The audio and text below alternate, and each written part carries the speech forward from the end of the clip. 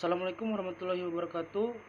Perkenalkan, nama saya Irgi Khalifa Akbar dari kelas A Manajemen Stambu 19. Nah, di video kali ini saya akan menjelaskan tentang pertumbuhan ekonomi. Sebelum masuk pembahasan, ada baiknya kita mengetahui dulu pertumbuhan ekonomi itu apa gitu kan.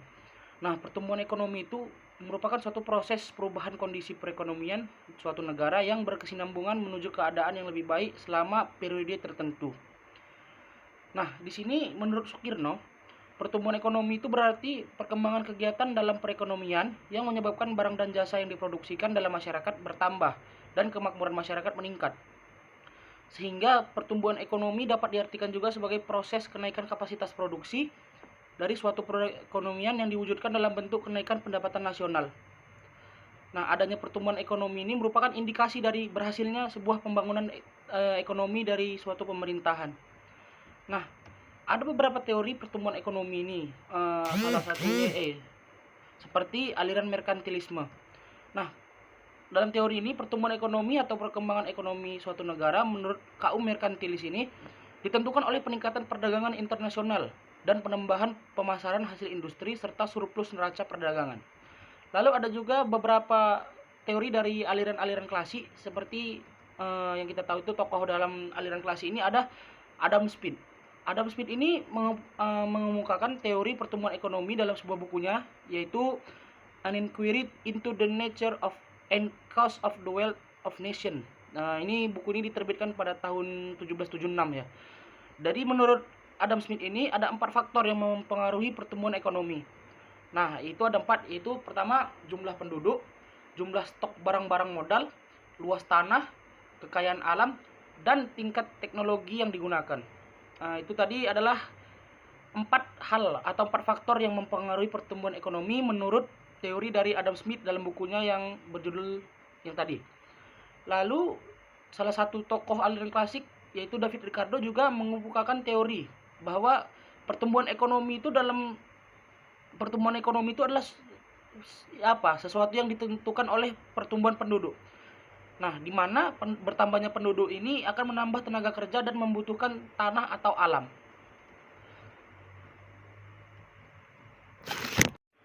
Itu tadi beberapa teori-teori pertumbuhan ekonomi menurut beberapa pakar. Nah, lalu dalam rangka mengetahui pertumbuhan ekonomi, kita harus mengenali juga ciri-ciri dari pertumbuhan ekonomi tersebut. Nah, apa aja sih ciri-cirinya? Di sini untuk ciri-ciri pertumbuhan ekonomi itu dapat kita lihat dengan laju pertumbuhan penduduk dan produk per kapita. Nah, pertumbuhan ekonomi modern sebagaimana terungkap dari pengalaman negara maju sejak akhir abad ke-18 ya atau abad ke-19 ditandai dengan laju kenaikan produk per kapita yang tinggi dibarengi juga dengan laju pertumbuhan penduduk yang cepat. Laju kenaikan yang luar biasa itu paling sedikit sebesar 5 kali untuk penduduk dan paling sedikit itu 10 kali untuk produksi. Lalu yang kedua ada peningkatan produktivitas. Nah, pertumbuhan ekonomi modern ini terlihat dari semakin meningkatnya laju produk per kapita, terutama sebagai akibat dari adanya perbaikan kualitas input yang meningkatkan efisiensi atau produktivitas per unit input. Hal ini dapat kita lihat dari semakin besarnya kemasukan sumber tenaga kerja dan modal ataupun semakin meningkatnya efisiensi dari meningkatnya suatu efisiensi. Kita juga dapat melihat keduanya dari ciri-ciri ini ya. Nah, kenaikan efisiensi berarti penggunaan output yang lebih besar untuk setiap unit input. Lalu kalau menurut Kuznets, laju kenaikan produktivitas ini ternyata dapat menjelaskan hampir keseluruhan pertumbuhan produk per kapita di negara maju, bahkan kendati dengan beberapa penyesuaian untuk menampung biaya input yang tersembunyi. Pertumbuhan produktivitas tetap dapat menjelaskan lebih dari separuh pertumbuhan dalam produk per kapita. Lalu ada laju pertumbuhan struktural yang tinggi, di mana dalam pertumbuhan ekonomi modern mencakup peralihan dari kegiatan pertanian, non-pertanian, dari industri hingga ke jasa. Lalu ada perubahan dalam skala unit-unit produktif. Dan ada juga peralihan dari perusahaan perseorangan menjadi perusahaan terhadap hukum serta perubahan status kerja buruh. Nah, pergeseran intersektoral ini dibarengi dengan pertumbuhan ekonomi dalam skala perusahaan dan terjadinya perubahan bentuk organisasi dalam bentuk sektor, seperti manufacturing ataupun perdagangan dari perusahaan kecil tidak berbadan hukum menjadi unit badan usaha yang besar yang memiliki struktur industri dan teknologi yang berubah cepat. Ada pula perubahan yang terjadi dengan cepat, yaitu dalam alokasi produk yang terjadi di antara berbagai perusahaan produksi dalam segala bentuk dan ukurannya. Akibatnya terjadi juga perubahan dalam alokasi kerja. Dengan kata lain, ada mobilitas kerja yang tinggi. Mobilitas kerja yang dimaksud di sini itu baik dalam antar industri, antar kerja ataupun antar jabatan, baik dari pekerjaan kasar sampai ke pekerjaan halus, hingga dari pekerjaan kurang keahlian ke pekerjaan yang membutuhkan keahlian. Maupun juga ini dari perusahaan kecil maupun ke perubahan besar. Lalu ciri-ciri berikutnya itu adalah urbanisasi. Nah, pertumbuhan ekonomi modern ini ditandai juga dengan adanya banyaknya penduduk yang di negara maju yang berpindah dari daerah pedesaan dan ke kota. Ini juga dapat kita kenal dengan istilah urbanisasi. Nah, ini tuh sebenarnya urbanisasi ini adalah produk industrialisasi.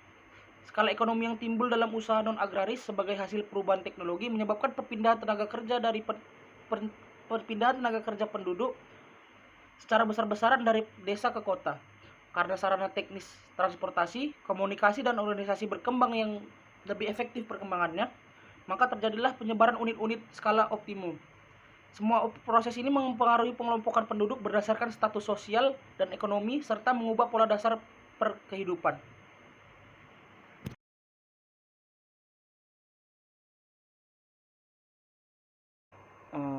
Ada baiknya kita mengetahui dulu pengangguran itu apa sih.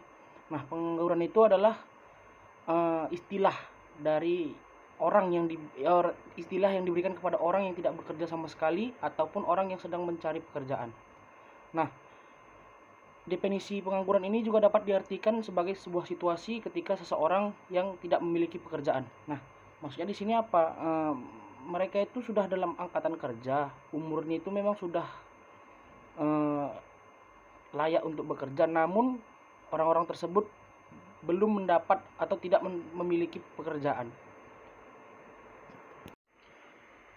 Nah, pengangguran itu dapat dibagi, ada jenis-jenisnya pengangguran itu. Kita dapat membaginya berdasarkan penyebab terjadinya juga. Nah, kalau menurut penyebab terjadinya itu pengangguran itu ada yang namanya pengangguran friksional. Nah, pengangguran friksional ini adalah pengangguran yang sifatnya sementara dan itu disebabkan oleh kendala waktu, informasi, dan kondisi geografis antara pelamar dengan pembuka lamaran kerja. Hal ini dapat terjadi karena pelamar kerja tidak mampu memenuhi syarat yang dibutuhkan oleh pembuka lamaran kerja. Nah, lalu ada pengangguran konjungtural. Nah, pengangguran ini biasanya disebabkan oleh naik turunnya siklus ekonomi. Lalu pengangguran struktural, yang mana pengangguran ini diakibatkan oleh perubahan struktur ekonomi dan corak ekonomi dalam jangka yang panjang. Lalu ada pengangguran musiman. Pengangguran musiman ini adalah keadaan menganggur yang disebabkan oleh fluktuasi ekonomi jangka pendek yang menyebabkan tenaga kerja untuk menganggur.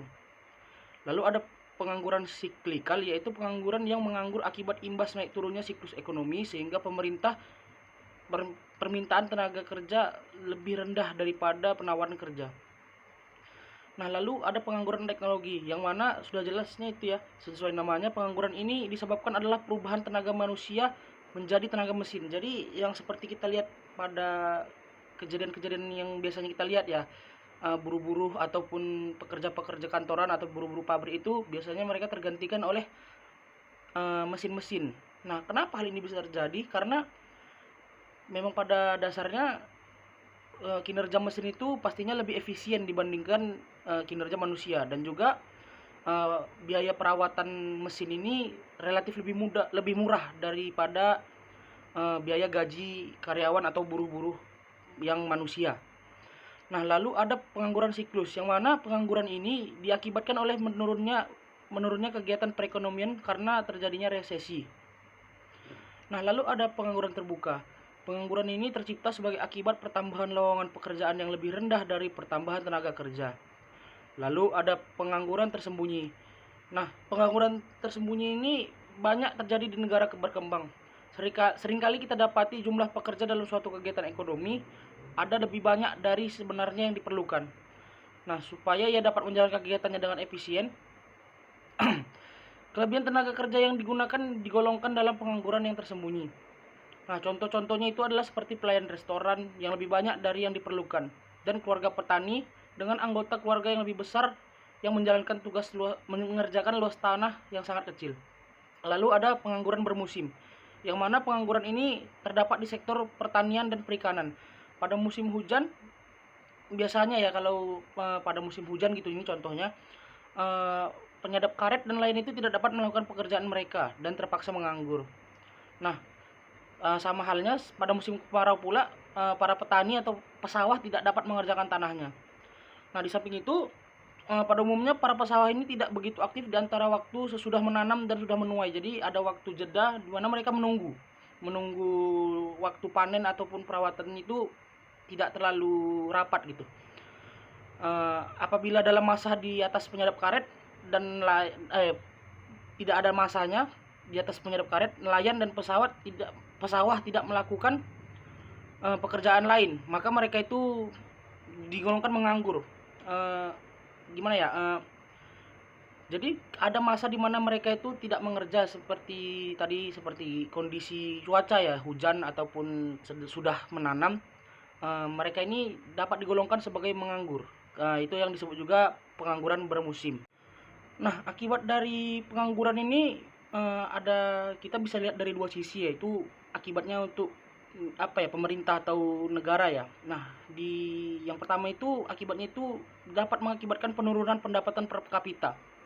Lalu menurunnya pendapatan pemerintah yang biasanya berasal dari pajak, lalu meningkatnya biaya sosial yang harus dikeluarkan pemerintah. Lalu bagi masyarakat sendiri, pengangguran ini dapat menjadi beban psikologis dan psikis, di mana kan dalam masyarakat itu ada yang namanya struktur sosial, di mana pengangguran ini salah satu penyebab beban psikologis dan psikis bagi masyarakat. Lalu karena kurangnya tidak gimana ya, di mana tenaga kerja ini tidak pernah menggunakan keterampilannya. Nah, hal ini dapat mengakibatkan hilangnya keterampilan kerja mereka, karena ya memang mereka itu tidak pernah dipakai untuk bekerja. Lalu ini bisa menimbulkan ketidakstabilan sosial dan politik, seperti meningkatnya tindak kriminalitas. Yang mana jika kita hubungkan ini dengan kriminalitas, sudah pasti yang mana jika orang menganggur itu pasti mereka mencari cara agar dapat mencari tambahan atau mencari penghidupan lah ya. Nah, mereka bisa berani melakukan tindak-tindak kriminalitas seperti mencuri dan lain-lain. Baik, untuk pemerintah sendiri sudah banyak upaya yang dilakukan untuk mengurangi pengangguran ini ya, seperti menyediakan lowongan pekerjaan dalam jangka panjang.